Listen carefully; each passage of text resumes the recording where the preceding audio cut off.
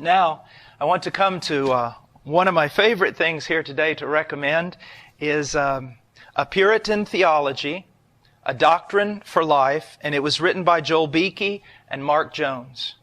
Now, I've been waiting for this for a long time, and so have many other men whose lives have been enriched by the Puritans. This is basically a systematic theology, bringing together Puritan thought and Puritan devotion with regard to God and the ministry. Now, some of you might think, wow, the Puritans, it's going to be so deep, it's going to be too heavy. Well, the book is very heavy. It's a large book. But I want you to know something. This book is not just full of propositional truth. It's full of life. It's full of things that will warm your heart. Now, instead of just taking my word for it, I want you to see that this is not your typical systematic theology. I'm going to show you just one portion that is an example of what goes through the entire book.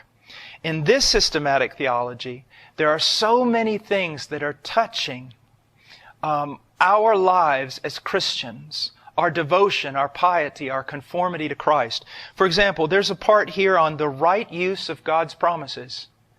How do we use God's promises correctly, biblically? Just listen to what the authors have written.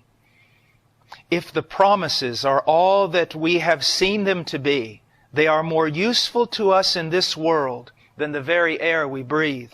If God is behind them as their support and in them as their essential matter, then we have no greater security on earth for heaven, and no greater access to the full enjoyment of God than in the divine promises.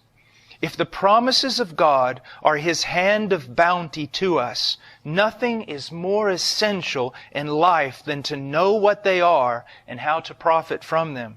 Having seen what they are, let us now consider how we as God's people are to use the promises that have been so freely given to us.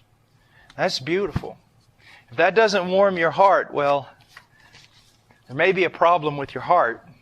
And let me pull this back again. I really want to recommend this work to you.